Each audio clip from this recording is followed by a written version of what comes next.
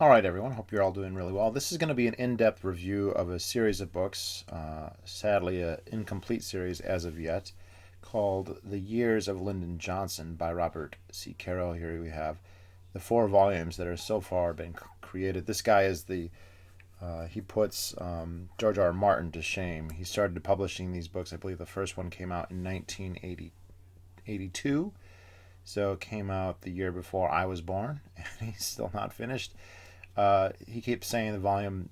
There were predictions that the last volume would have already been done. It's still not, but there's going to be five. But I have read the first four, and whether or not he ever finishes the five, the author is now in his 80s. These are still very well worth reading.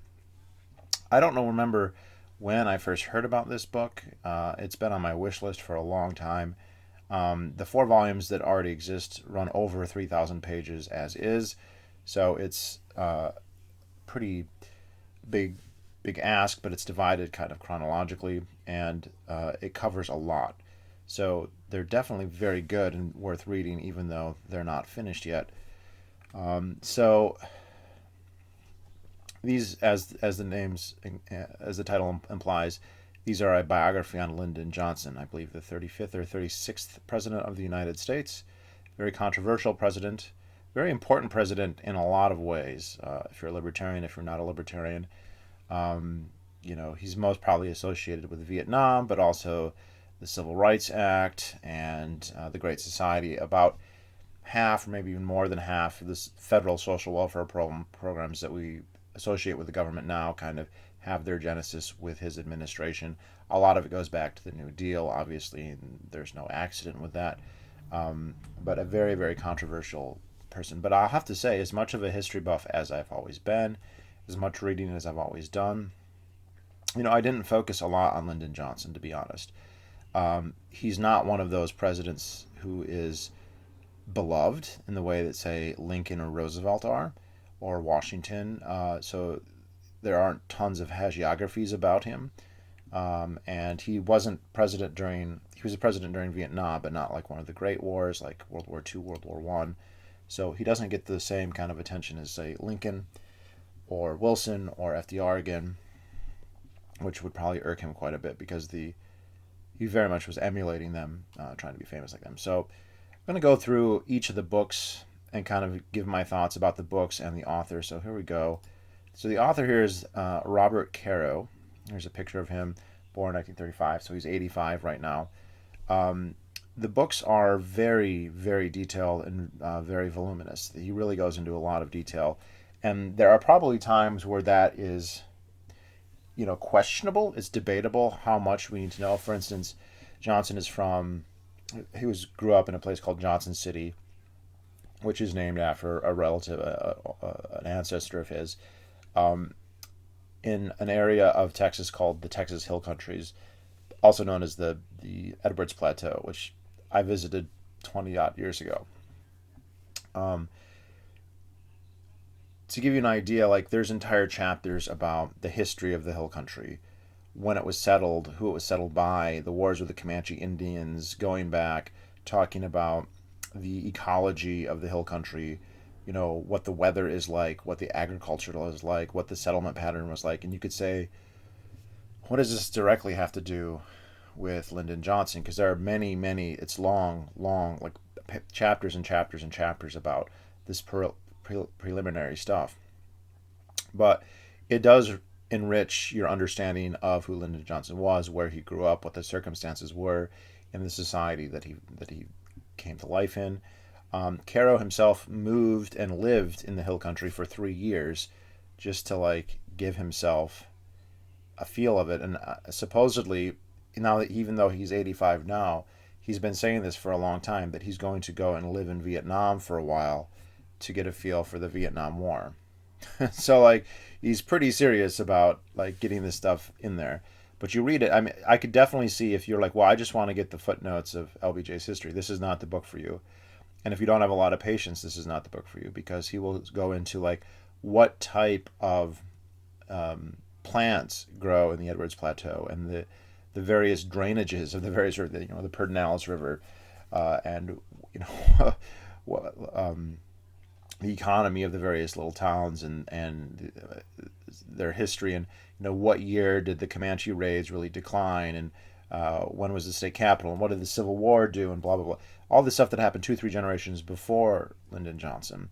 But I found it very enriching, and what you'll find is that you're not just getting a biography of this man, and he puts this, it's called The Years of Lyndon Johnson, because it's talking about those times, and you'll learn a lot about the political process that he went through. And Lyndon Johnson's career spanned, he was a congressional aide, he was a congressman, he was a senator, a vice president, and a president. And so you get basically a book treatment of each one of those, going into a lot of detail on what that process was like, at least at the time, and also in history. We'll get to that later. But this guy is highly, highly regarded. I had heard these books were fantastic. I don't remember when, and in the lead up to this review, I was reading up, and I mean, he won all kinds of awards. He's a Pulitzer Prize winning author. It's pretty well written. You can see he's got biases, we all do, and his can be striking. And I think that there's some of his ultimate appraisals of Lyndon Johnson are really, really are colored by some of his biases, which I think doesn't really hurt the work. I also say this. I should have probably led off with this. This, in my opinion, of all the biographies I've read, and I'm not a specific biography person, but I've read a lot of historical biographies. This is the best one. And one of the things that I think makes it so good, other than how voluminous the amount of research he did is amazing, and the amount of detail that he takes from the research and put. Like, he interviewed a lot of people for this, and he'll describe what their interviews were like, what they said, how did they react, their facial expressions when asked certain questions, right? So like, he's giving as much detail as you can give pertaining to these various questions. But one thing I think is important about him, and I also think this would share with somebody like Stephen Kotkin in his biography of Stalin, they have this admiration and respect for the people that they're studying, but they also despise them. Right? I mean, Kotkin very much believes Stalin is evil. He believes that Stalin is an incredibly evil figure, but he's in awe of his, how hard he worked, how brilliant he was, and how he manipulated people. Caro, obviously, he's not dealing with a Stalin type figure. Lyndon Johnson isn't that type of figure, and I wouldn't characterize him that. Although he did kill millions, or he may have killed millions of people in his office. Yeah, I think he did in Vietnam. But that looks very mullety.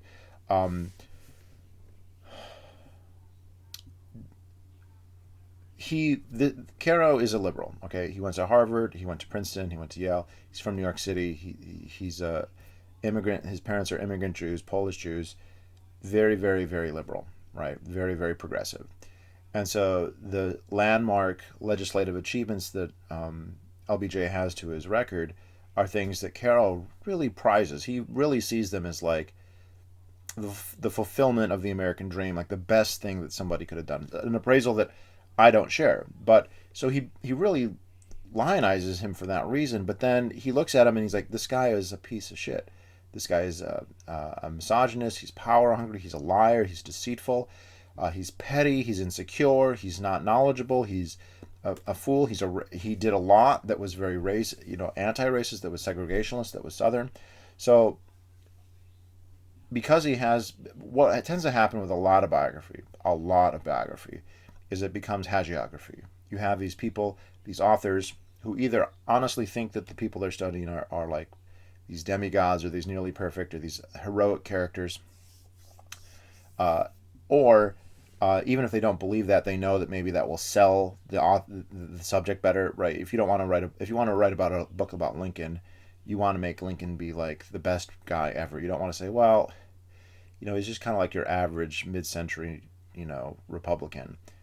You don't want to say that. So I think this mix of respect, but also he really seems to hate Lyndon Johnson in sections. So I think that's really good. And then he gets him that he can be very critical when he needs to be, instead of just making excuses. And there's many times where he points out where other authors have just kind of taken LBJ's word on certain things and said, oh, that's not really true. So let's move on. So the first book is called The Path to Power, which again, I think this was published in 1982. 1902, so this is a year older than me.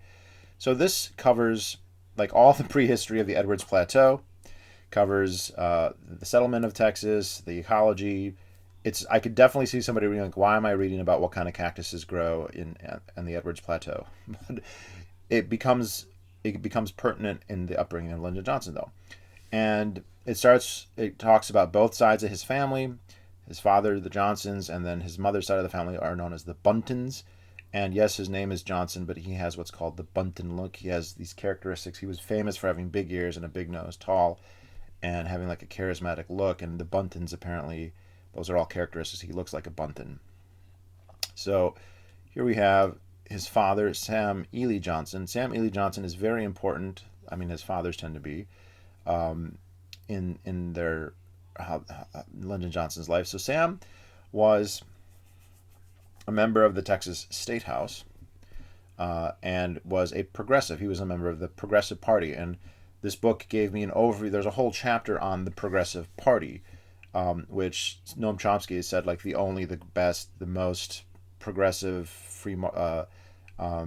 liberal movement in the United States as far as he's concerned.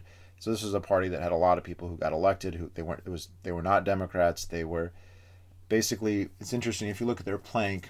They said, look, there's all these big industries that have been enriched by government, banks, railroads foremost, a few others, finance, and they seem to understand that the reason these companies have become so powerful was because they've been subsidized, and their solution was not to get rid of the subsidy, but to make the government even bigger and have the government act as a counterweight.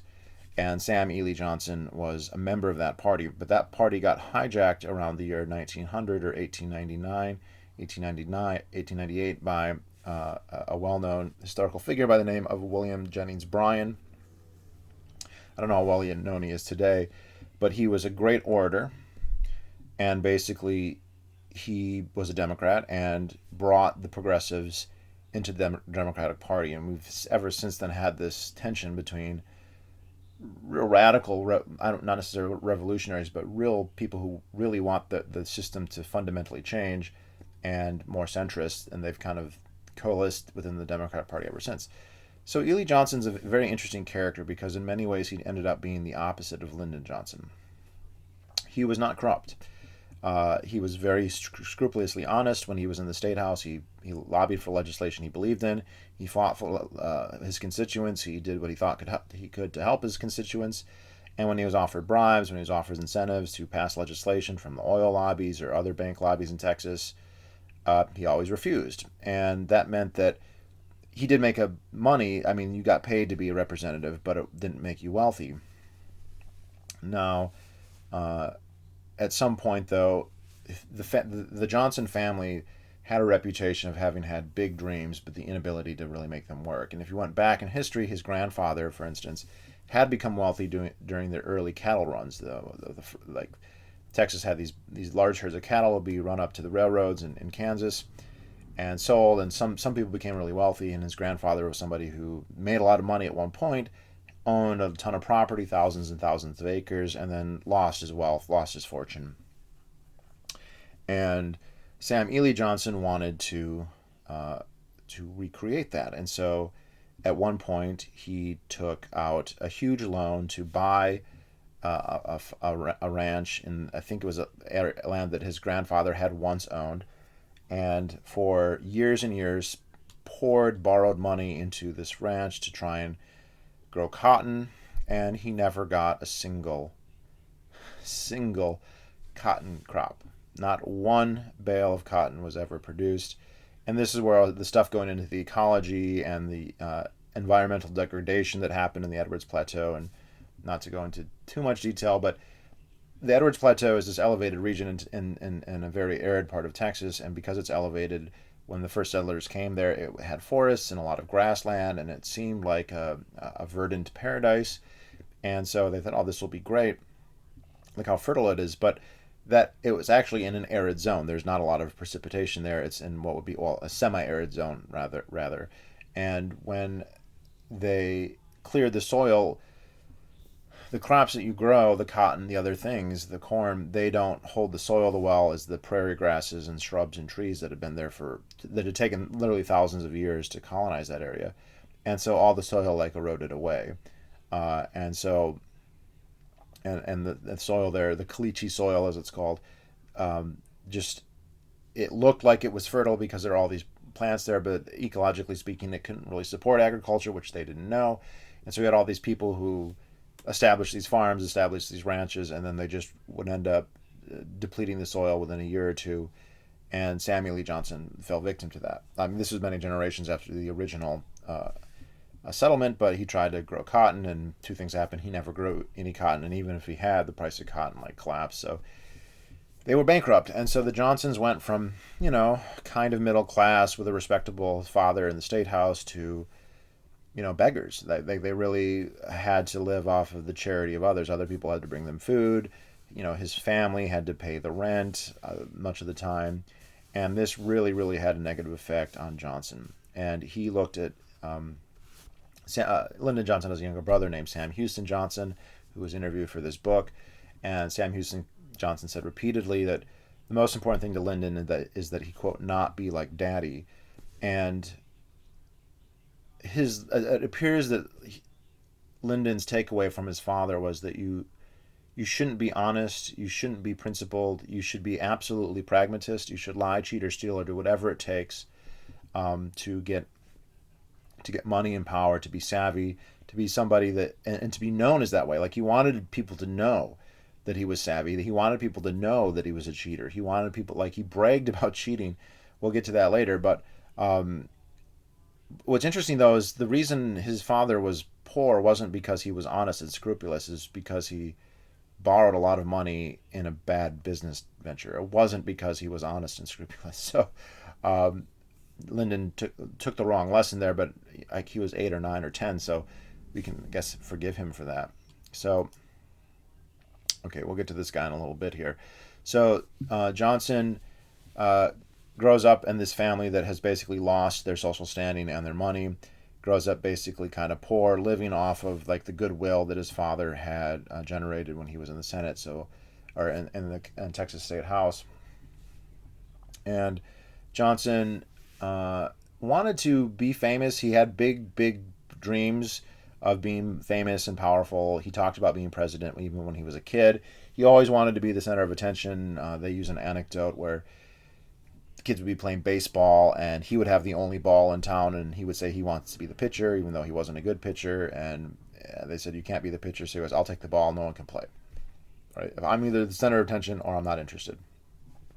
And it looks like at one point in his mid-teens he wanted to become a lawyer, and he moved to California because he was told that he might be able to become a lawyer, but it turned out that didn't happen. So he spent about 2 years in California working odd jobs, came back, and the only work he could really find was working on a road crew where he would be hitched up to some mules, pulling what's called a Fresno, and slowly building dirt roads in Texas. And backbreaking work, as he would call it, nigger work.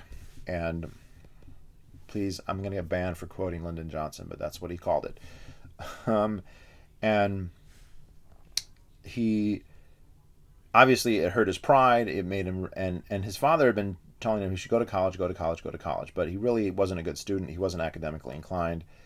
And it seemed like beneath him to do that. But eventually he decided to go to a place called Southwest Teachers College in San Marcos, Texas, which was basically the poor boy school. And this is where we get the first kind of indications of his political acumen. Part of his character, physical coward. Right, the couple times he got in fights where he would have the crap beat out of him, and he would lay down on his back and just start kicking his legs and be like, I'll kick you, I'll kick you, I'll kick you. Literally, that's what he would do. But he also had this skill of being a sycophant, where he would find somebody who was older and more powerful. He did this even as a child with like neighbor families or aunts and uncles, where he would fawn over them and flatter them in the most debased, brown-nosing way, and it would work. And when he went to Southwest Teacher College, he started brown-nosing the president of the school, and he got a job at the newspaper and would just write articles praising the guy, and he's the best president ever. And this teacher's the best teacher ever, and he would cater, right. If the teacher was a Baptist, he would say, "Thank you for helping me with my faith, and thank you, you've really helped me find Jesus." Whatever, he would read people and find out, what do you want to hear, and he would tell you exactly what you wanted to hear. And through his sycophancy, and it was so bad that in the yearbook he was called Bull Johnson, as in bullshit Johnson, that he got enough influence that he could hand out jobs. Right, he could go to the president and be like, "Hey, so and so would be good for this job." And this was a time, by this point, the start of the Depression, in the 20s, in the late 20s, which the Depression kind of started earlier there. Right? They were in depressed times anyway, and he could say, "Hey, this guy needs a job," but then he'd go to that person like, "You have to be my friend. You have to do what I say. You owe me everything. I'll get you this job, but then you owe me big time." So he goes through, and gets it. I believe he got a degree, or maybe not quite got a degree, at Southwest Teachers College, and then he went and he did teach for a little bit less than a year in a little town called Catula, in southern Texas, mostly Mexican Americans. And then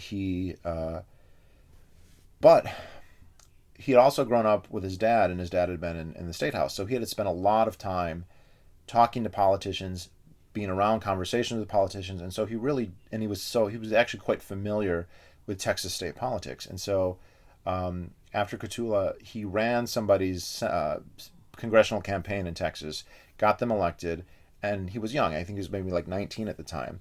And so people were like, "Oh, this guy is like the Texas Wonder Kid. He can get you elected." That didn't really lead anything right away, and so he went to teach in Houston. He taught the debate team, and then he became the chief of staff for a newly elected congressman. This guy got elected to Congress. His name was, I forget his first name. His last name was Claiborne. He was from King County, Texas. And this guy was a congressman, but he was from a dilettante family. He didn't really care about being a congressman. He wasn't really into politics. He was just kind of the local, big man in town. So it was kind of like a given that he'd have the seat. So he hired Lyndon Johnson to be his congressional secretary. So Lyndon Johnson, with a cardboard suitcase, moves to D.C., I think in 1934, early 30s anyway. And in there, by then he very clearly had ambitions to be president. And he'd come up with his mind a path to getting to be president. And the path was, you become a congressman, you become a senator, and then you become a president. He did not want to have state office. He did not want to be governor. He did not want to be in the Texas state office. All that stuff was a detour as far as he was concerned. And so, how do you become a congressman when you're not rich? Well, you work for a congressman. And when he worked for this congressman, he was constantly trying to build a political organization. He was trying to divvy out favors. It wasn't easy because he didn't really have any power and he didn't really have any money. But he had contacts. He got to know a ton of people in D.C. He made friends with a lot of new dealers, a lot of people who brought in by the FDR administration. He hung out with these people. He got involved in an organization called the Little Congress. So there's the Congress, and then the Little Congress is just a fake Congress of all the staffs of the Little Congress, not all of them, but it was like a social club where, if you were on the Congressman so-and-so staff, it was kind of just a perfunctory organization for people to socialize. He got involved with that and started having them have debates and have them have actual votes. And he started to promote it, and he would tell, like newspapers, like, "Well, you should come see this because the secretaries here are going to vote the same way that their congresspeople do. So if you come to this, you'll know how the actual Congress will vote." And he'd have people like Huey Long come and speak, and then he engineered his own election, and they would cheat. He would use fake ballots. He'd pay people to vote for him. So he kept winning all these elections, and they were all fraudulent. And eventually that got found out. They found out that he was cheating on elections, and so he just quit. And so this is another thing, is he cheats on a lot of elections. And I guess the idea was eventually that Clayburgh would get promoted or become senator or die, and then Lyndon Johnson would take over his congressional seat, because he was building up this rapport with all these constituents in Clayburgh's district. And then this guy gets involved. So while he's working in D.C., he also is working with Alvin J. Wirtz. Now, Alvin J. Wirtz was a congressperson in Texas. He's also a lawyer and a very shady political dealer, very ruthless. and they started working together. And Lyndon Johnson knew this guy was powerful, started doing errands for him, trying to help him out, getting him connections. And then something happened. This guy was on retainer for a company and was in the process of doing some very complicated legal maneuvers to build a dam. And so this guy, Alvin J. Wirtz, who Lady Bird, Johnson's wife, just said that they thought the world of him, that they thought he was the finest gentleman ever. So how do I want to cover this? So yeah, we'll just go to the next slide. Okay, this guy. This is Herman Brown. And Herman Brown is one of the founders and really the main guy behind a company called Brown and Root, which is now part of Halliburton. It's one of the biggest companies in the world. This guy is the reason that we have Lyndon Johnson. Okay, there's no question about it. And let's see, this is their website now, Brown and Root Industrial Service. This is their website, right now. I just checked this out. Probably going to get that pulled off the internet now. So this is Herman Brown. So Herman Brown got his start building roads, right? He had a company and he would get contracts to build roads in Texas. That was usually by county. He'd get a contract, and it was very corrupt. And they say this, when you are a company that does business with the government, the spectrum goes from corrupt to completely fascist, right? There's no there isn't that spectrum doesn't go to free market or genuine voluntarism. You're bribing politicians, you're getting taxpayer money, you're following government regulations, blah blah blah blah blah. And his entire business was based on that. But building county roads in Texas, he wasn't becoming vastly wealthy. He was working very hard, and he did work very hard. He would sleep in his car. He'd have a chauffeur who would drive him around, but he would sleep in the back of his car. But he always had a dream to build bigger and bigger. He always wanted to build bigger and bigger things. So this is the Mansfield Dam in Texas, and this dam is probably the reason that we got Lyndon Johnson. So this dam was built by Brown and Root. They got the contract to build this dam. I'm going to forget all the details here, but they were going to build it for the federal government. But there were some legal disputes because the federal government did not own this land, and the federal government can't build dams on land it doesn't own. And what had basically happened is Brown and Root had spent $1 million, which in 1936 was a lot of money, to build this dam. They started to build a giant crane to construct this, and then they'd spent $1 million, and then it turned out that the federal agency that was supposed to pay them said, "Hey, this isn't legal." Okay, the federal agency said, "This is not federal land. This kind of dam is not what we are permitted to build. This isn't legal. We're not going to build it." So Alvin J. Wirtz, who was on retainer from them, he's on retainer for Brown and Root, and among several others, said, well, let's talk to someone in Congress. And so they talked to a certain congressman, and he was on the right committee, and there's okay, we will change the rules and get it legalized. And then that congressman died of a heart attack. And so there was going to be a special election, and the thing was they had to figure this out with in a few months, or else Brown and Root was going to go bankrupt. So since Roots knew Johnson, and Johnson wanted to be congressman very badly, and he knew that Johnson was a go-getter, that Johnson knew the ropes in D.C., they decided to support him running for Congress. When he ran, there were 5 other candidates. It was in a different... So he was working for Clayburgh's district, which is not really where he was from. This guy dies in a different district, so he didn't have any connections there, really. It was actually where he'd been born, but he hadn't been politically active there. So Brown and Root basically paid over $70,000, which at the time an expensive congressional campaign in Texas was about $10,000, and there were candidates who were running and getting elected on $1,000. He had about $70,000 given to him by Brown and Root, which was illegal. They broke a whole bunch of campaign laws to do that. He also had $10,000 from his wife, Lady Bird, who he married because she was literally the daughter of the richest man from town. We'll get to her in a minute. And basically they said, we need to get this guy elected because he knows how to get stuff done, and he will get this. The other people who are running, they don't know the ropes, they don't know enough, and they're not in our pocket. Lyndon Johnson's in our pocket. If we buy him the election, he'll owe us. It worked. He got elected. He also worked extremely hard. Let me say, he shook everybody's hand. He'd go to every single backcountry place all day. He worked himself almost to death, meeting people, talking to people, doing campaigns, blah, blah, blah. He gets elected, goes to Congress, changes the law, talks to his lawyer friends. He had all these friends who worked in various departments of the New Deal, all these sophisticated New Dealer lawyers. He talked to them all and got them to change the regulations. And you can see there's the picture. The dam got built. Okay. Boop, boop, boop. And now we have Congressman Lyndon Johnson. And right after he got elected to Congress, oh, and so how he got elected, he didn't get elected on I'm corrupt and I'm Brown and Root is buying me to give them contracts. He got elected because Alvin Mertz told him, look, the district where you are is very poor, which it was, and poor people love FDR. So you need to praise FDR. So the only thing he campaigned on is Roosevelt. I believe in Roosevelt, and at the time, Roosevelt was trying to pack the Supreme Court, basically abolish the judicial branch, which even the Democratic Party in Congress did not allow. He got defeated in the Senate. His own vice president, a guy named Gardner, who was from Texas, said, I do not agree with this. This is wrong. Johnson comes out and goes, I'm for the court packing scheme. And by the way, Johnson probably did not believe in the court packing scheme. He probably doesn't have any political ideas, and if he does, they're probably conservative. But he knew this is what he had to say to get elected. And so he runs on a Roosevelt platform. He gets elected.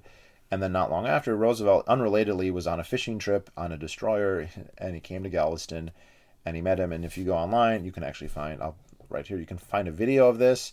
There's a newsreel of FDR showing up, and that's Lyndon Johnson, and that's the governor of Texas. And yeah, it's a cool video. You can see that if you didn't know this, FDR obviously couldn't walk. So when he'd have press conferences, they build a platform that would be big enough for a car to drive up, and his car would just drive up, and they just hand him the microphone. And I guess the people in the audience were supposed to not realize what was happening. I don't know.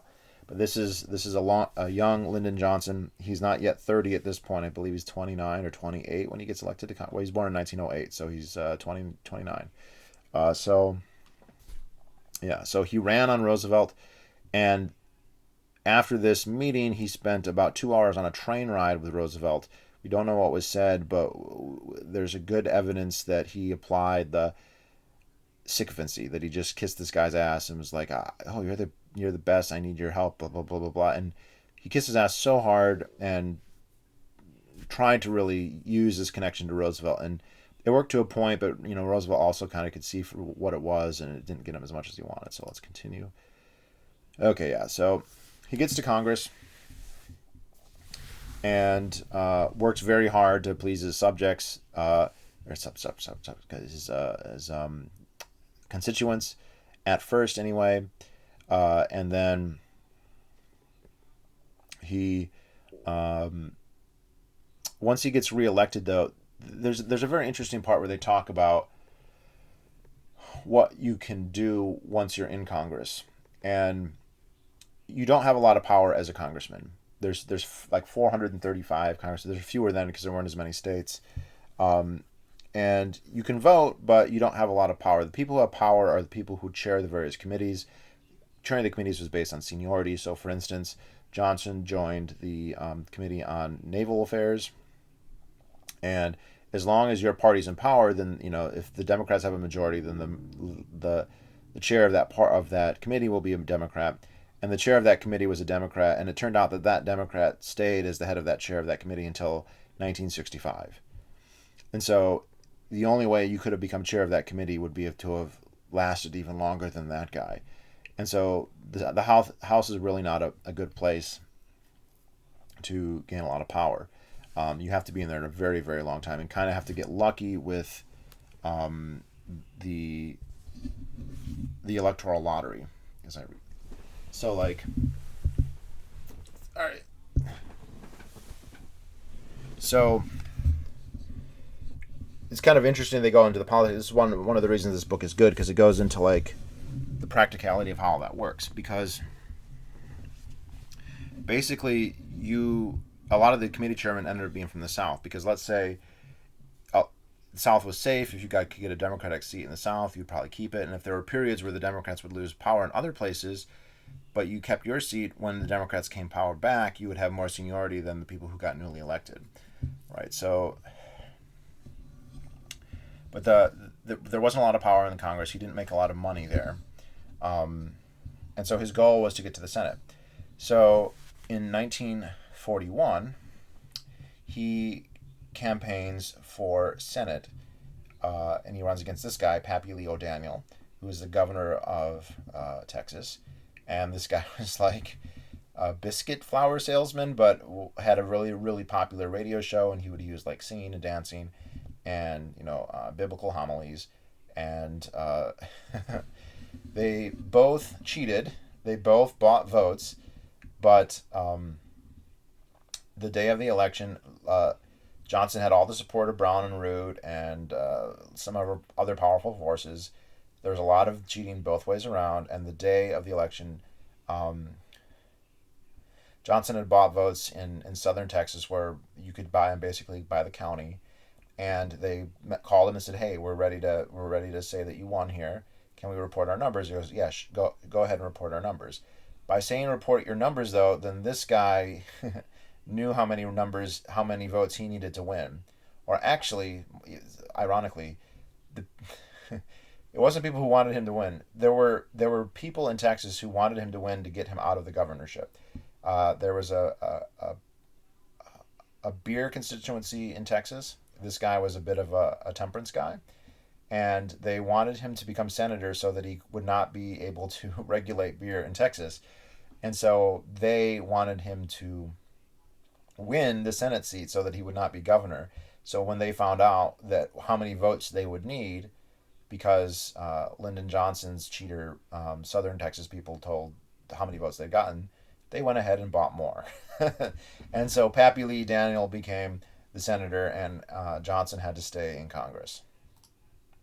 And that is what this book is about, the second book. So the first book ends with his failure to become elected Senate. It's the string of successes by getting elected Congress. Just every step he takes, he's batting perfect. Then he runs for Congress, and he fails. Right, he gets defeated by Pappy Lee O'Daniel, somebody who didn't have like 1/10 the political acumen that he had. But so this book, I think, comes out in 1990. Is when Means of Ascent. So by Means of Ascent, what this is a reference to is him becoming a senator eventually. So this book talks about basically how he got rich through corruption in Congress. So it also details his career in World War II, which I'll talk about in a minute. But Lyndon Johnson, he wanted political power a lot, but he also wanted to be rich, right? His family grown up poor, and he wanted to be rich. And the start of the first book actually has an anecdote that's a very interesting one. It says that he was so hard up for money. He's a congressman, right? He shows up he'd met these two people at a party. He introduced them together, and they ended up doing a business deal together. And he shows up at one of their doors saying, "Hey, I connected you two. I want a commission of $1,000." And the guy was like, "No, you introduced us at a party. You're not part of the deal. You don't get anything." The guy, and Lyndon Johnson started to cry. He was like, "Please, I need money. I have no money." And the guy's like, "I'm sorry. You can go now." But then he has another anecdote. So Congressman Johnson, now that he's a congressman, he's not poor, but he's also not wealthy. And he's hanging out with a guy named Todd Marsh and Herman Brown of Brown and Root. And Root at that time was becoming wealthy, but Marsh was already extremely wealthy, very, very wealthy man. And Lyndon Johnson had laid it on thick for both of them, praising them and acting like, people called him a professional son, where he would find these older, more powerful, richer men and be just be complete bootlicker to them. And Marsh said, "Hey, I'm going to do you a favor, Lyndon Johnson, because I like you, right? Because you kiss my ass so much. I'm going to sell you an oil company that I have, right? I got an oil company in a lawsuit or something. I'll give it to you, and then you can pay me back with your profits, right?" And it basically was amounted to essentially a gift of $750,000, which in 1940 was a huge amount of money. And Johnson thought about it, and he said no. So it's like interesting. Here's this guy who was begging for $1,000, and started to cry when he didn't get it. But then at the same time, when offered, basically for free, $750,000, he said no. And Herman Brown, who was there, was like, why would you say no to that? And he said, it would hurt me politically. And Herman Brown was like, wait a second. Why would that hurt you politically? Well, because it was an oil well. And Johnson said, I can't be known as an oil man. And Herman was thinking, being an oil man wouldn't hurt you as a congressman in Texas, and being an oil man wouldn't hurt you for being a senator from Texas, right? Everyone's got oil money in Texas. That's not a big deal. And then he's like, oh, he wants to be president. And so that's when Herman Brown realized this guy really wants to be president. He turned down $750,000 when he really wanted money. So Caro says Johnson absolutely loved money, but he loved power much, much more. So let's continue here. Okay. So this, if you don't know who this is, and this is another great thing about this book. When there are characters in this book who are important in Lyndon Johnson's story, they get their own chapter. And many of these people are people that you probably should know. And this right here is a guy named Sam Rayburn. And if you don't know who Sam Rayburn is the guy they named the Congressional Office Building that AOC works in. No, that's why he's famous, right? Because he's had the longest tenure as Speaker of the House in the United States history. I think Nancy Pelosi's getting up there, but for a long time, not only did he have the longest tenure of anybody as Speaker of the House, he had double the length of anyone else as Speaker of the House. He got elected to Congress in the Wilson administration in 1912, and then after World War I, most of the Democrats lost their seats, and there was this long period of the 20s when there was like dominant Republican control.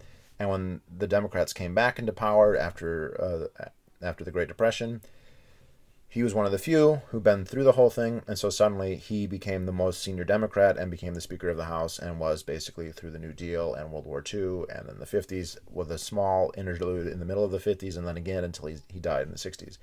He was from Texas. There's a whole chapter in the book titled Rayburn. His father was a Confederate officer. This guy worked his ass off, never made money. He was not corrupt at all. He was very, very gruff, but when Lyndon Johnson moved to D.C., not as a congressman, but as a congressional aide, he became friends with Sam Rayburn and would kiss his ass and basically become like his surrogate son. Rayburn didn't have any children. So Rayburn supported him for Congress, and their relationship would be very, very close. The Johnsons kept a picture of Rayburn in their living room. It was the only picture that they kept in their living room. He's the only other person that they had in their house. They kept him everywhere they went for the rest of their lives. And if you don't know who he is, he's a very important figure in U.S. history, and I'm grateful for the book for teaching me stuff about it, because I had no idea who he was. So it covers his World War II service.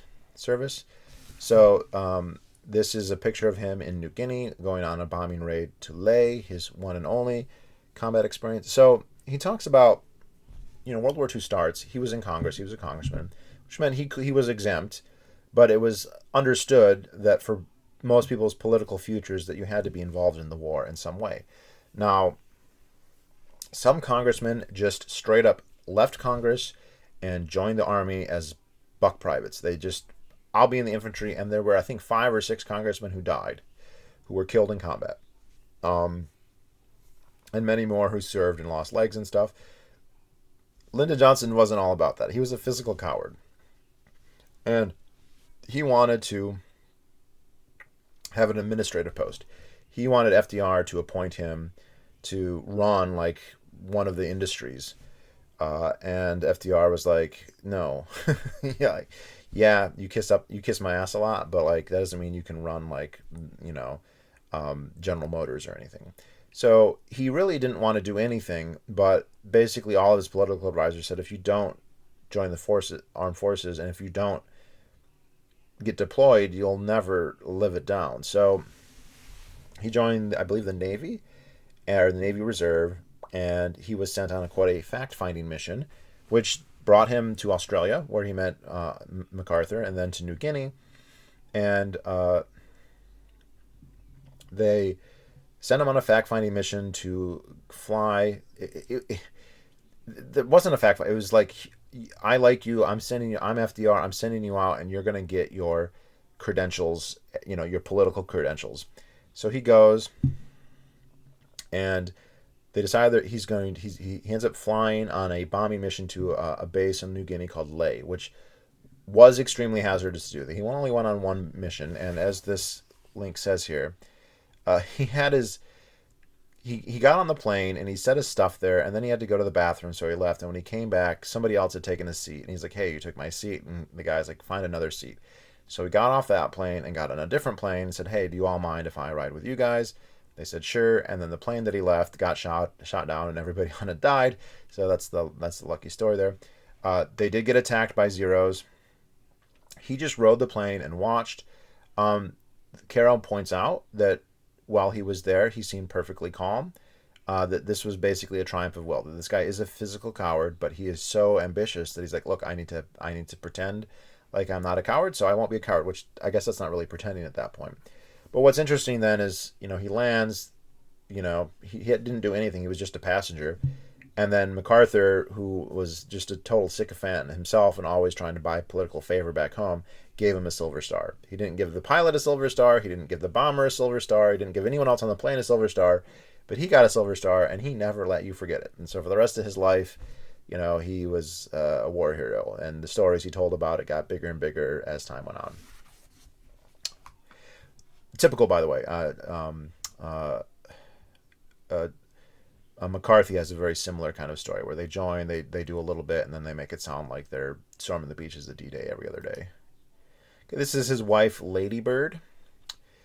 Interesting about her, she always is considered highly ranked among the first ladies. There's a lot of reverence for her. I picked up on this even when I was in high school. So she was very shy, but she does seem to have been a very intelligent woman. And her father was the richest man in a city called Karnak, Texas. And Johnson was a congressional aide and went on one date with her, one date, and at that first date proposed to her and insisted that she agree to marry him, and she did. Uh, and then her father gave him $10,000 for his congressional run, a loan that presumably he paid back, or Brown and Root rather paid back. She seemed to have been completely enthralled by him, but he treated her like crap. He had numerous extramarital affairs. He would philander other women right in front of her.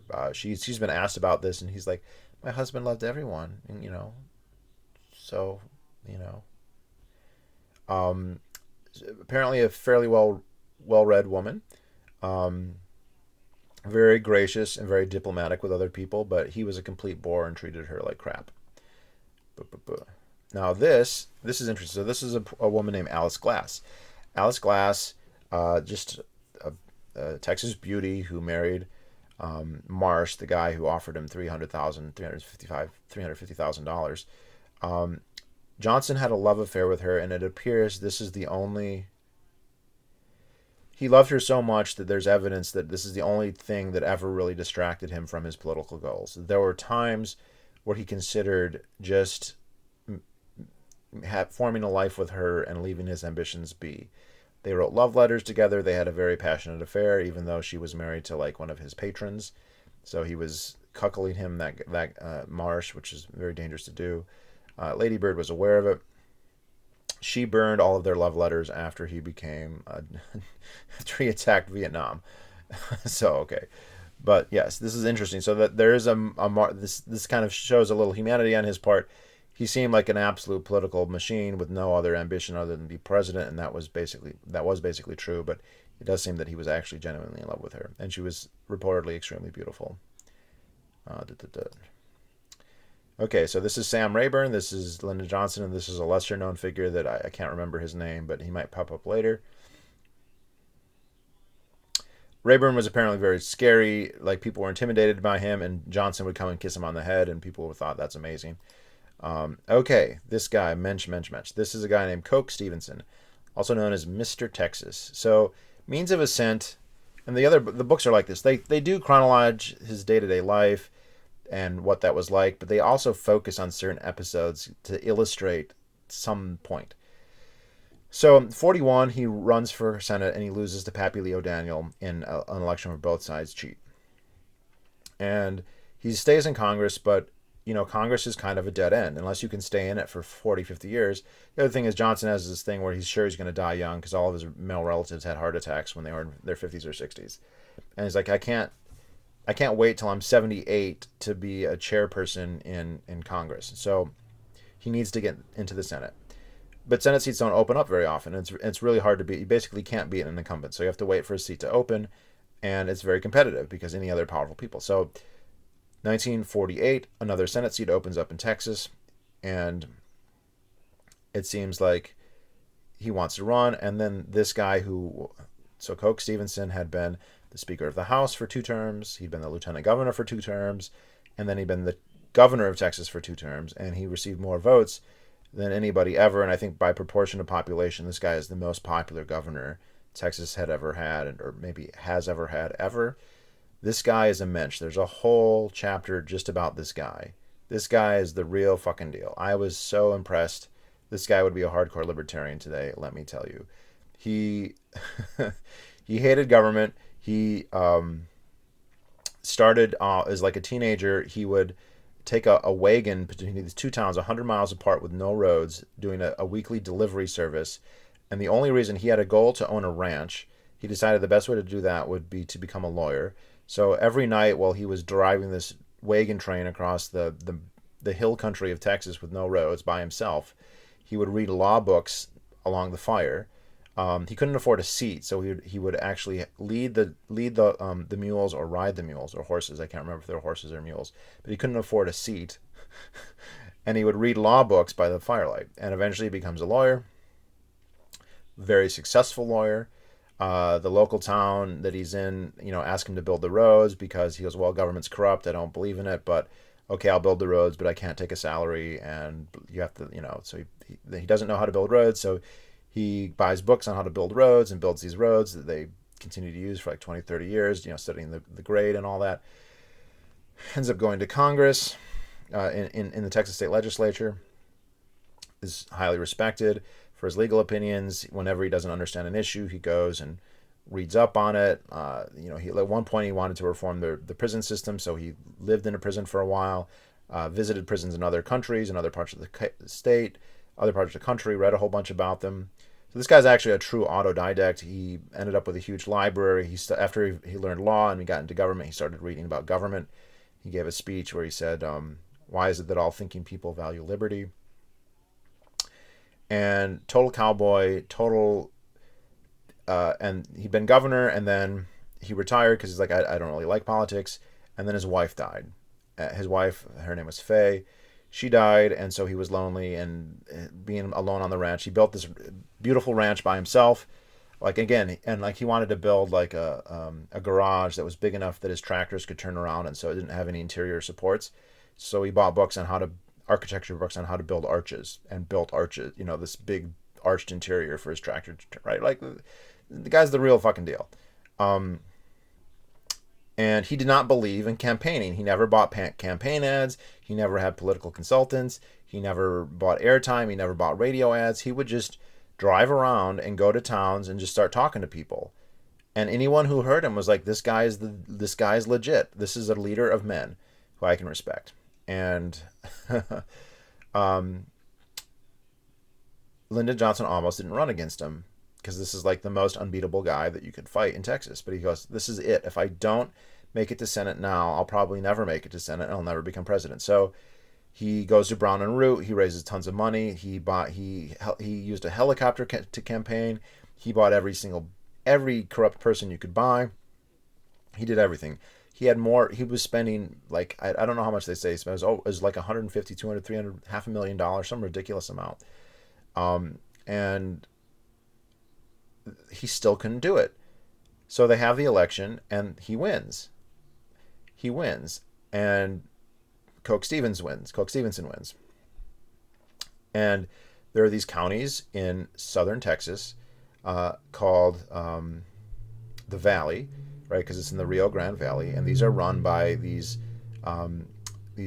white. They're called jefes. These political leaders who control all the voting in their counties. Or there's lots of Mexican Americans there, but they don't really vote. And these guys can engineer an election. Do I have a picture? Yeah. And this is there's several of them, but this is the most famous and the most infamous. This guy, his name is George Parr, the Duke of Duval County. So, Duval County, in the previous election, had voted for Coke Stevenson for governor, right? When Coke Stevenson ran for governor, he got a majority here. When Coke Stevenson ran against Lyndon Johnson, 99.98% of the registered voters in Duval County voted. And 99% of them voted for Lyndon Johnson. Okay, so, yes, and Lyndon Johnson got this guy this guy was in trouble with the IRS. Lyndon Johnson had his friends in D.C. Take care of that. And he also paid him probably a ton of money. And even then, it still didn't work. And so 6 days after the election, this guy announces, "Hey, we just found." So it ended up being Johnson was behind by like 100 votes or something. And this guy goes, "Oh wait, we just found 100 new votes," and they were they voted in alphabetical order, and so Lyndon Johnson ended up winning by 89 votes. Coke Stevenson obviously knew it was fake, and he went down and demanded to see these voting records and saw some of them. That's how we know that they're in alphabetical order. And this is by all, the author interviewed the guys who ran the voting booths who have now admitted it was all fake. And I heard this before. I read a book about Lyndon Johnson years ago in college called Blood Money. The 1948 senatorial election is infamous that he stole it. And I just wonder what people think. All these people, democracy, democracy, democracy. Like, look, this shit happens. And like all these people who are going to talk about, the Civil Rights Act or whatever, that's all Lyndon Johnson. Lyndon Johnson was a complete cheater. He completely cheated to get elected to everything. This also happened when he got elected to be vice president in 1960 as well, which he'll cover in the later sections. But so he goes into a ton of detail, not just talking to Coke Stevenson and people who were mad, the people who were actually cheated. He interviewed them and they talked about, here's how I did it, here's the proof. And also, Lyndon Johnson bragged about cheating. He would brag to people that he stole. He would tell jokes about Mexican Americans. "Oh, my father is dead for 10 years, but he came back to vote for Lyndon Johnson." He would tell that, it was because he wanted people to know that he was cynical, that he wasn't principled, that he would do whatever it would take. He wanted people to know that he was ruthless. Duke of Duval. But he gets elected to Senate. So the longest volume is called Lyndon Johnson, Master of the Senate. I think this came out in 2002. And this is about how he basically revolutionized the Senate. There's a lot of history about how the Senate was founded, how it was run, how it was operated, how the various committees worked. And it was basically designed for nobody to have power there. They're all equal senators. There was majority leaders didn't really have any power. Each senator was like a little mini king in his own right, has his own independence. And it's also was based on seniority. So you go there and it's like, you were governor, you were congressman, doesn't matter. You're just a junior senator. Now it's all based on seniority. So how do you get power in this situation when it's all based on seniority? Well, you find the most senior man with the most power, and you kiss his ass. And this is the senator with the most power. Richard Brevard Russell, Democrat of Georgia. This guy, again, similar to Rayburn, he'd gotten in as a Democrat before most Democrats had been elected, and then when they came back into power, he suddenly became like a majority leader, and so he had a lot of power. He was the head of several important committees, and Lyndon Johnson went to town on him.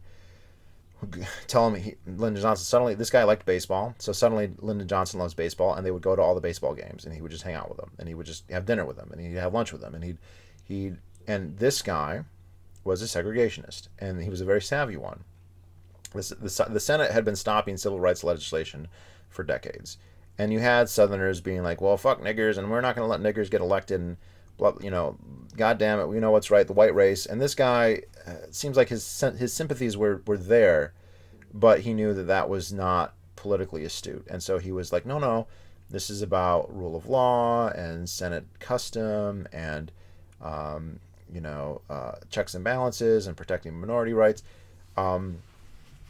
And so Lyndon Johnson, to curry favor with him, volunteered for that cause. And he gave a big speech when he joined the Senate called We of the South about how it was important that minorities have the ability to filibuster. Basically, the South didn't have a majority, but they'd have enough people that they could launch a filibuster to prevent legislation. And so Lyndon Johnson's first speech was called We of the South, was basically a declaration of, I agree with Richard Brevard Russell, I'm on his team. But really so that Russell would give him power eventually, which he did. Now, this is a guy named Leland Olds, somebody I certainly did not know, and you probably wouldn't know either. So Leland Olds was an interesting guy, autodidact, very fascinating character. Not that I would agree with his politics the same way I would probably agree with most of Coke Stevenson's, but this guy was involved in electrification and the New Deal. Somebody who had flirted with a lot of left-wing ideas, but had basically decided he embraced a very middle-of-the-road kind of, the fascist mixed economy that is the United States, as opposed to Marxism. And he wanted regulations and on the oil and gas industry, which by this point, so after Lyndon Johnson got to Congress, he did a lot more for Herman Brown than build that dam. Okay, Brown and Root became a gigantic company during World War II, building military bases, which they had no experience. So Brown and Root went from building roads and counties in Texas to being one of the biggest, like $1 billion company. And they had big oil interests, and they wanted this guy gone because he wanted to change in the regulations that would cost them millions of dollars. But this guy had been like FDR's man.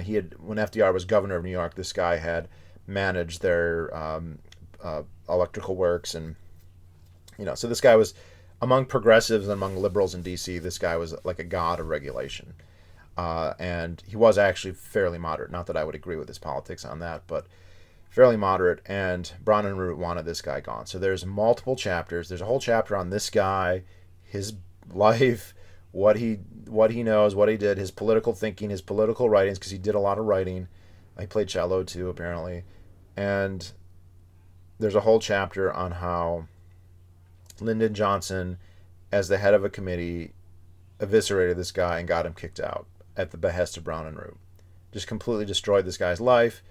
And it just goes through how that committee process works, the ins and outs of what was necessary, how he did it to not look like a hatchet job, but it was a hatchet job, in immaculate detail.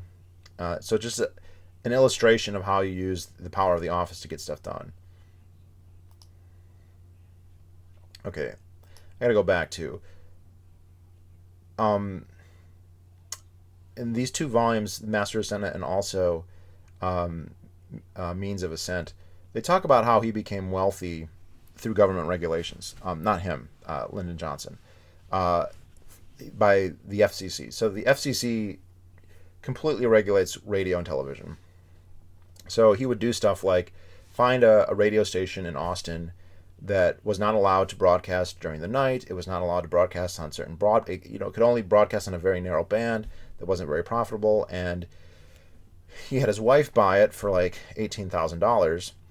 And the company that owned that license originally, they had been trying for years and years and years to go on other bandwidth, to go on different times, and the FCC would never approve anything.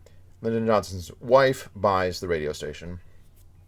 3 weeks later, they're granted everything that they could possibly want. More bandwidth all day long, and that radio station that she bought for $18,000 was bringing in $4,000 or $5,000 a week in ad revenue within a year.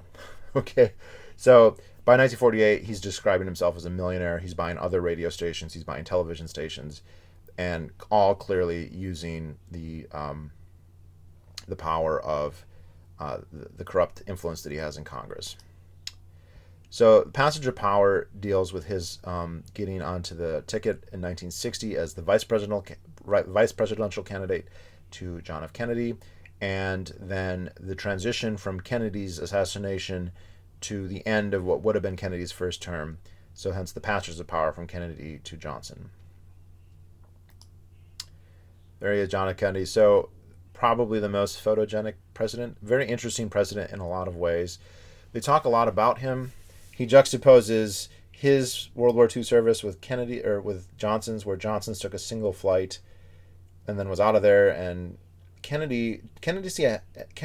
Look, I'm not a huge Kennedy fan either. Kennedy had Addison's disease though, so this guy was on the point of death like most of his life. He was really sickly. In fact, there's a lot of evidence that Johnson didn't take this guy seriously because he's like, dude, the guy's gonna die. But then they discovered cortisol, and that suddenly gave him a new lease on life. But if you haven't heard this story, I mean, this is well documented. This actually happened. But like, he was captain. This guy could barely walk, dude. He was in the hospital like half his life. He insisted on joining the Navy, even though he had the connections to not go. His father was super wealthy and well connected. Was the guy had been the ambassador to the UK, and wanted to be in. I don't know how much it was for political. Kennedy seems like a mix of political savvy, but also genuine patriotism would be my read. Maybe both. It's hard to tell how much of what. But he ended up being captain of a PT boat, which were these small torpedo boats. They were made out of plywood. They were like big speedboats with guns on them. And it got hit by a Japanese destroyer and sunk. I remember seeing this was depicted in movies, and I thought, well, that could never really happen. No, that actually happened, and he rescued a whole bunch of them. Like he swam, carrying them, pulling them by their teeth, and pulling them to shore, and swimming into other islands, and blah blah blah blah blah. Serious dude, right? Gets elected to Congress. Is in Congress a couple years. Gets elected to Senate. In the Senate a couple years after Lyndon Johnson. And Lyndon Johnson kind of wrote him off as like, he's a rich boy, he's a dilettante, he's sickly, he's going to die. And then he got cortisol, and this guy just is so much more charismatic in a personal way on television when he met people, when he gave speeches.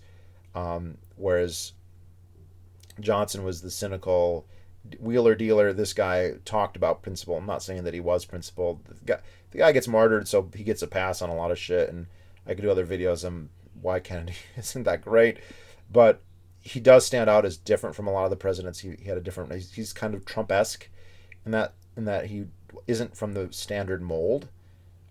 This is less true of his subsequent families.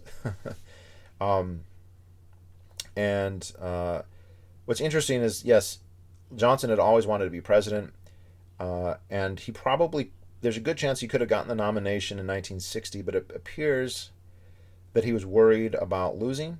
He was terrified of humiliation, and so he didn't really run until very late. And by the time he started running, Kennedy had it locked up. And Kennedy got the nomination, but offered LBJ.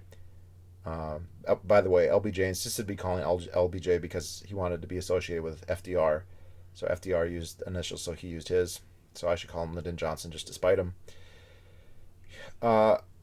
He basically needed Johnson. He needed the South to win, and it was not likely because he was from Mass, because he was so progressive, that he would win the South without Johnson.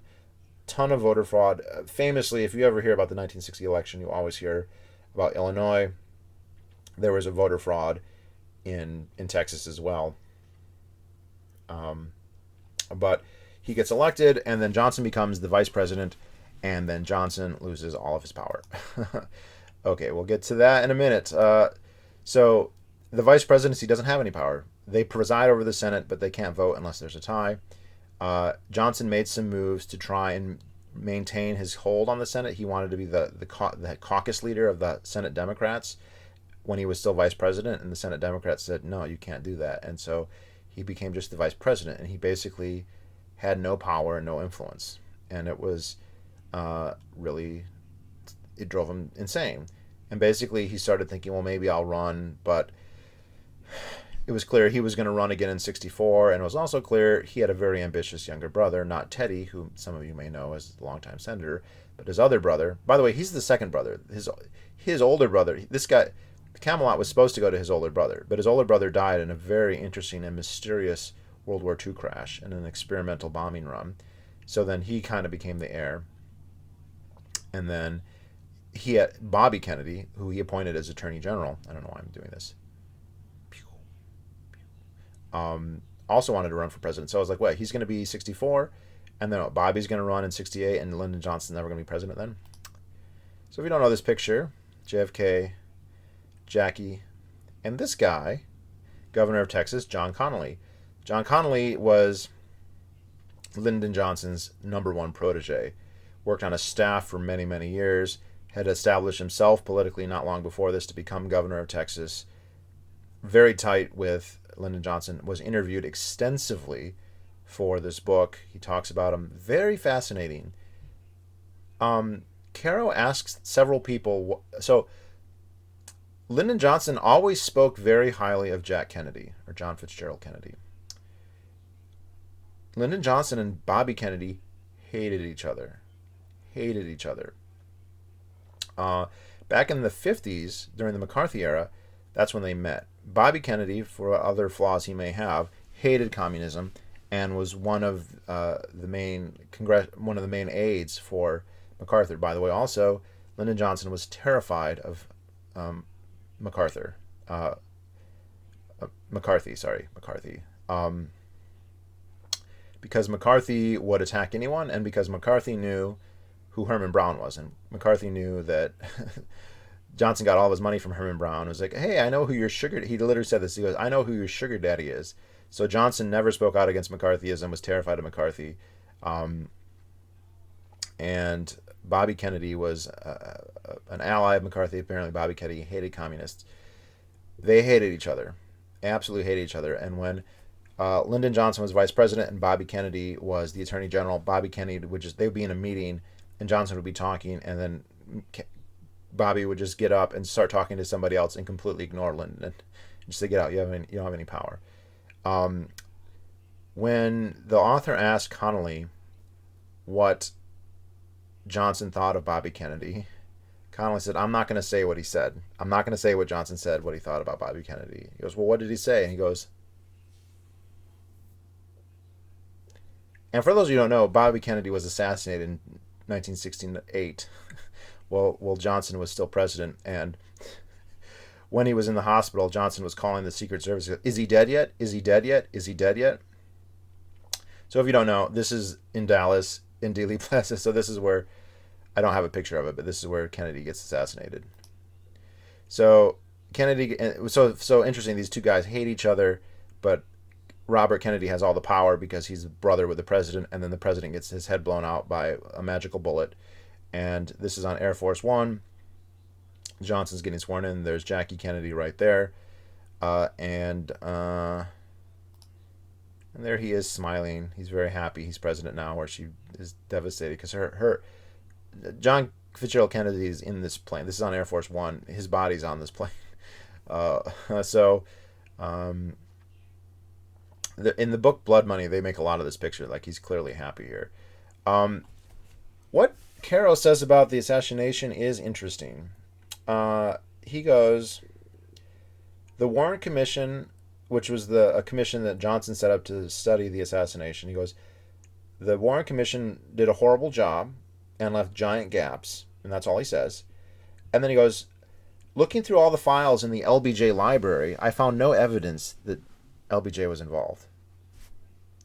Okay, I mean, you could have just asked him if he did it, and if he said no, would that be like, that seems such a coy answer on his part that I have to wonder if, like, maybe he thinks that it's not true. I don't know. He doesn't say that he thinks Johnson was involved, but if there was a conspiracy, I think Johnson would have had to have been involved. Soviets thought President Lyndon Johnson was behind Kennedy assassination. So you got Lyndon Johnson, John F. Kennedy, Bobby Kennedy, and I don't know who that is. Random other person. So after Johnson is president, for continuity's sake, he wanted to keep as much of Kennedy's staff. Kennedy had all these Harvard-educated, Yale-educated, like Easternly intellectual, progressive people, and Johnson kind of courted their favor. So here we got Arthur Schlesinger Jr., who wrote Age of Jackson, which is a pretty good book on Andrew Jackson. You've got Pierre Salinger and Ted Sorensen. Boop. I adjust myself.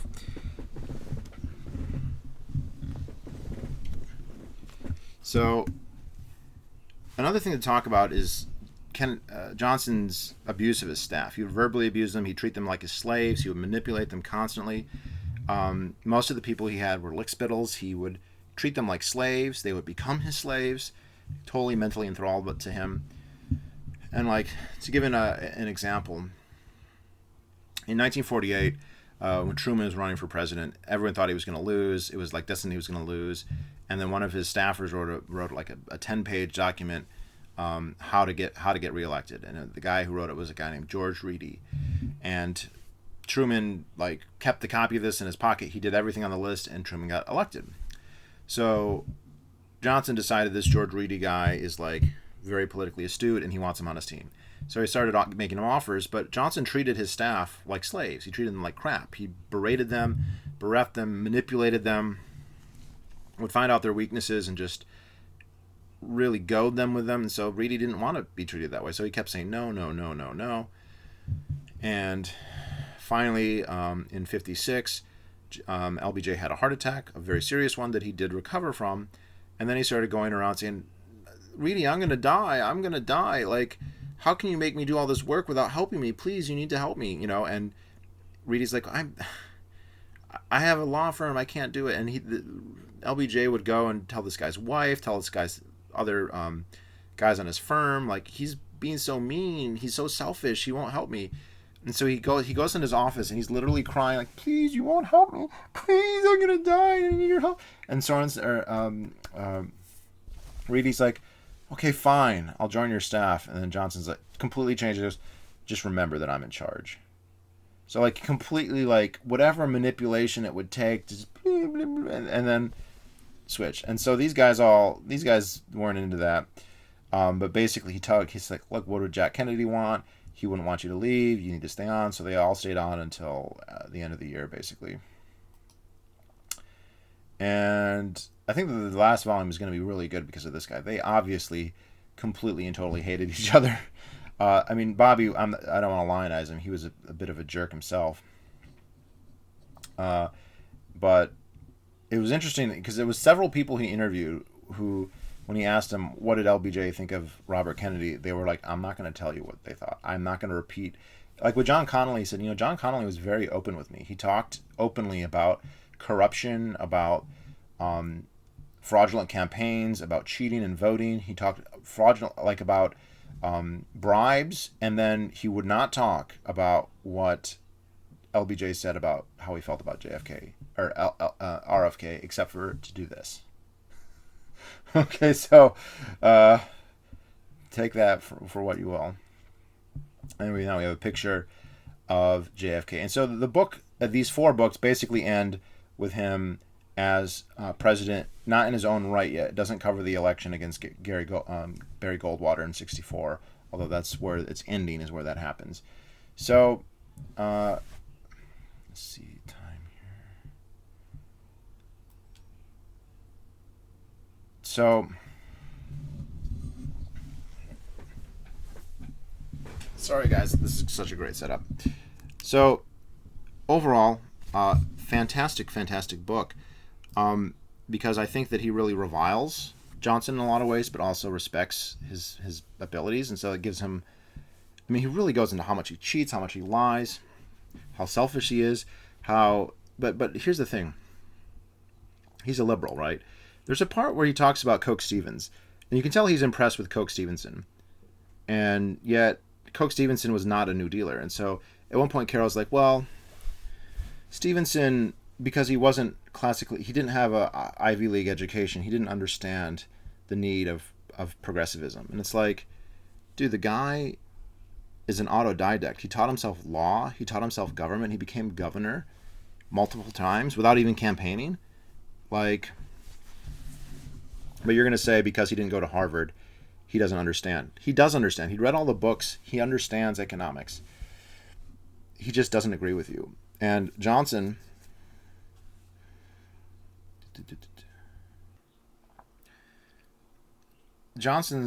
generosity only mattered when it mattered politically. If he thought he could buy votes, if he thought it would help him get elected, he knew, being from the South, and there was this dictum that we don't appreciate today, but after the Civil War, it was felt that nobody from the South could become president.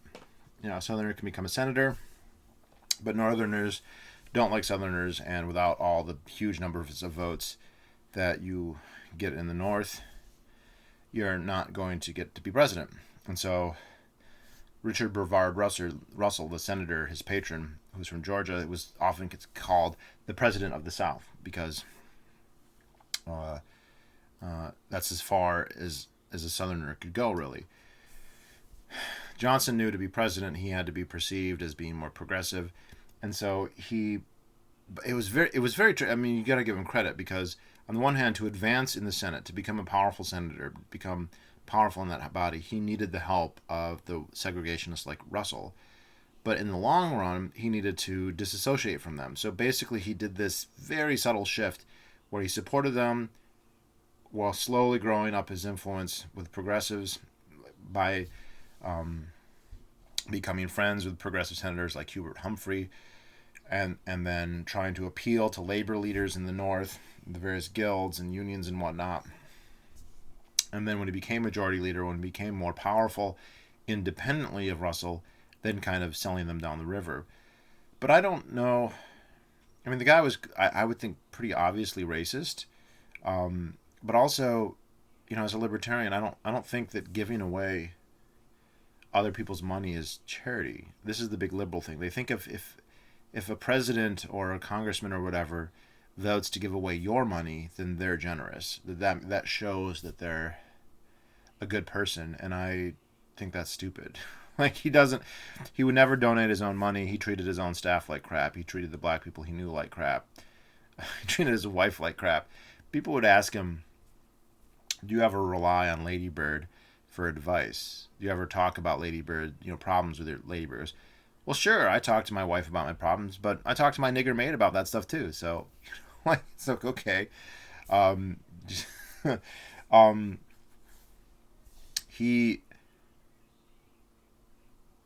his philosophy seems very much like it was explicit. He didn't care about philosophy.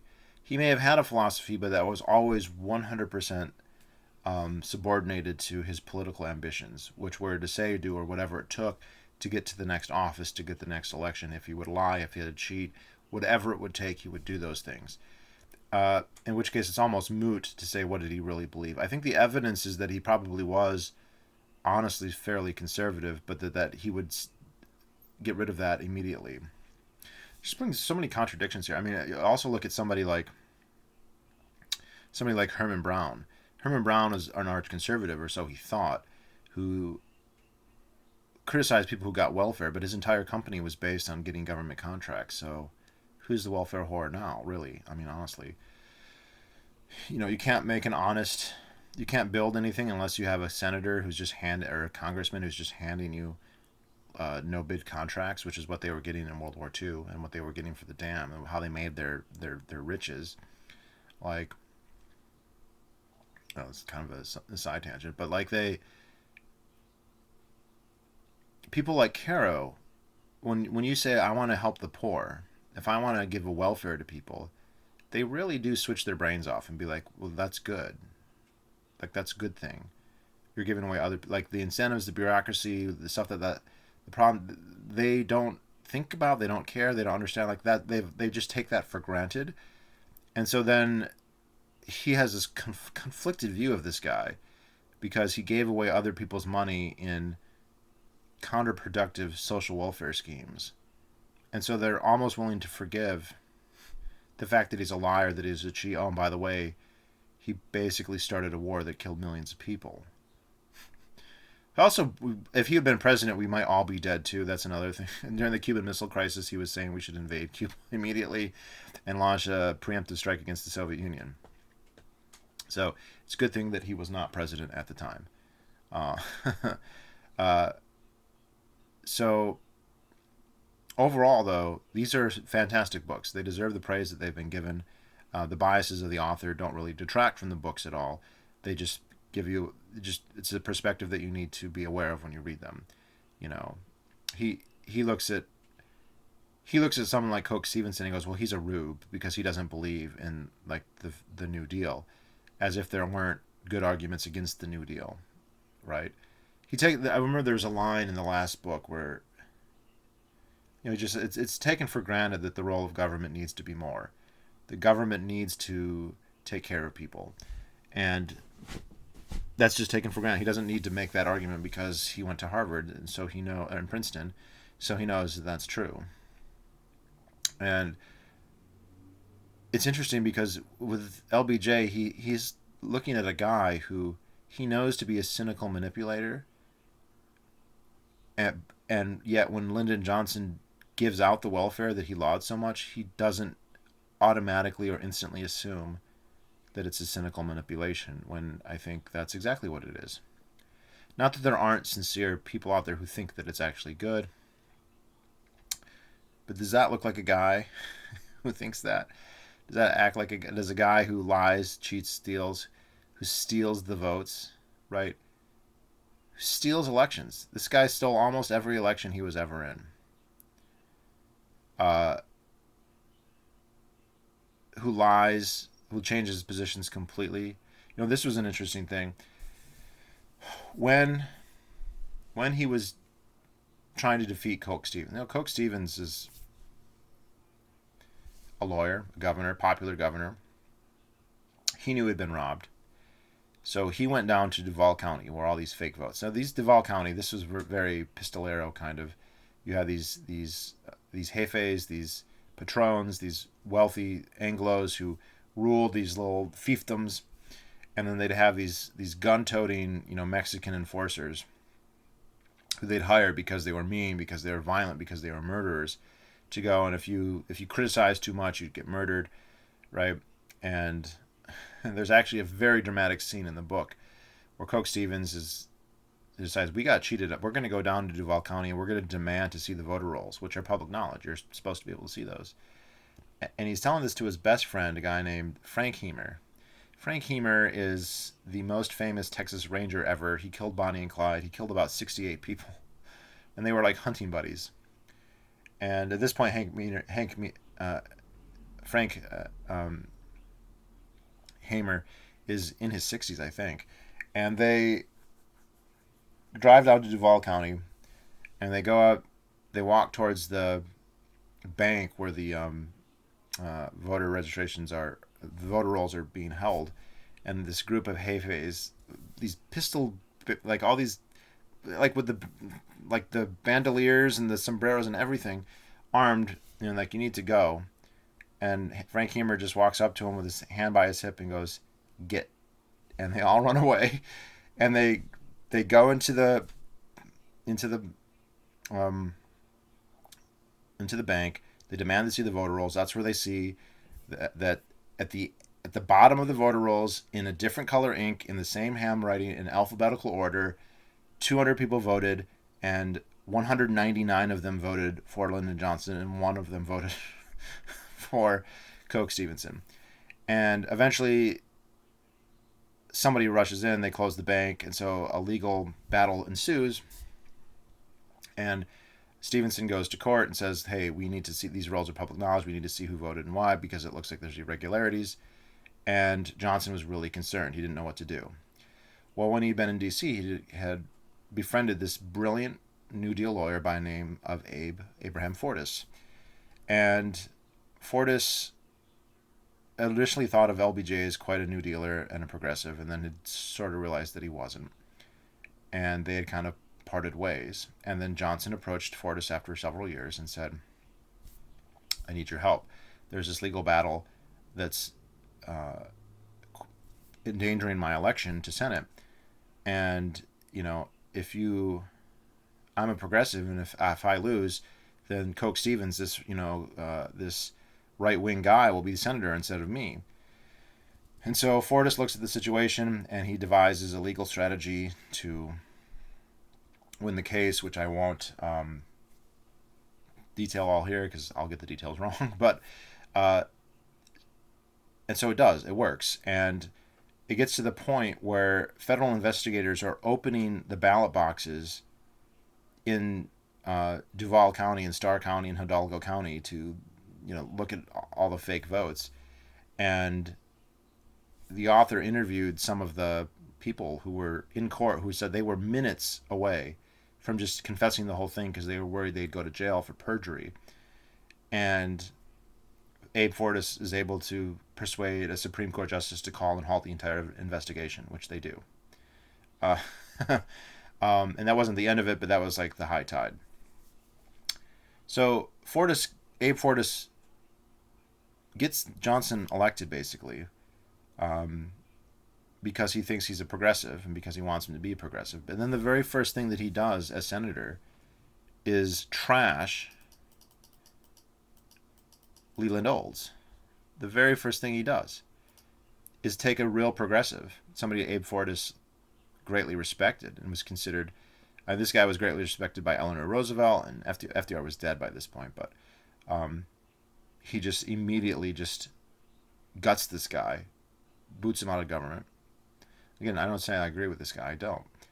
Right? So when Johnson would talk to a progressive, you would think that he was a progressive. When he talked to a conservative, you'd think he was a conservative. And he was just very good at that. And he would manipulate you. And I think there's also something to be said here for the people who would say, well, isn't that just the realpolitik? Isn't he just, all these principles, they don't really matter because what matters is if you win. And Lyndon Johnson won. So yeah, he won, but what did he get anybody? Yes, he was cynical and a liar and astute in that his manipulations, his machinations were astounding, although he also was plagued by cowardice and scroll through all these.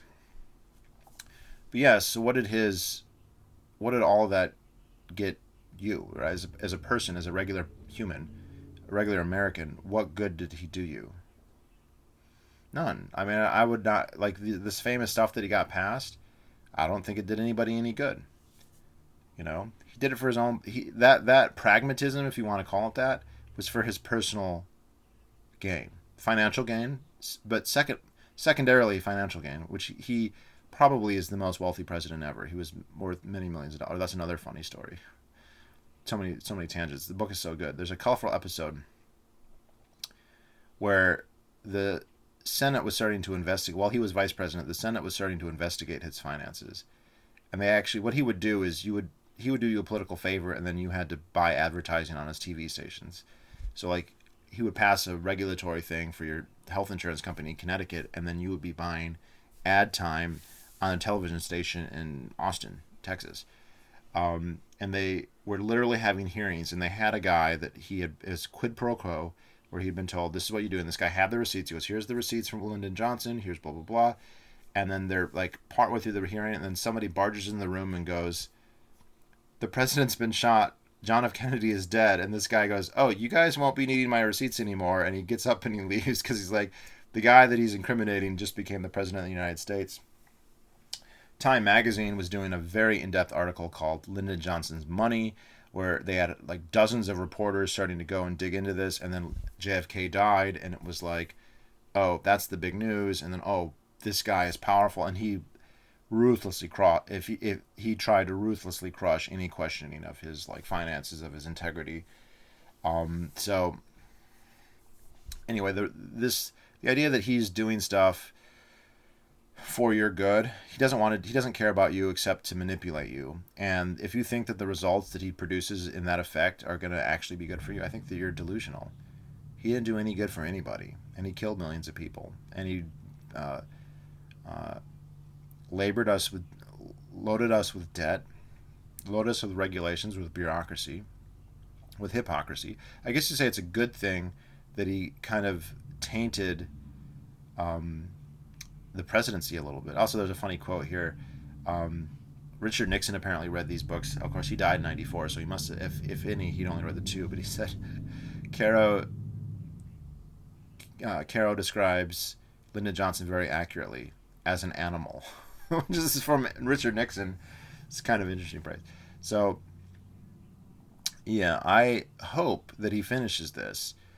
Fortunately, this isn't Game of Thrones, and we don't have to speculate about exactly what happened because a lot of it is historical record. But they're magisterial books. I certainly don't agree with the author on his politics, but that really does not detract from what you're getting. You're getting a history lesson of the Senate, of the House, of the presidency, of the vice presidency, of politics in Texas, of the history of Texas, of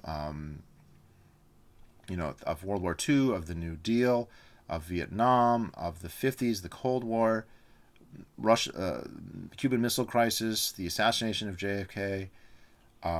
And this guy is a pivotal president. I mean, the stuff that he passed, and I would say, learning this has enriched my understanding so much.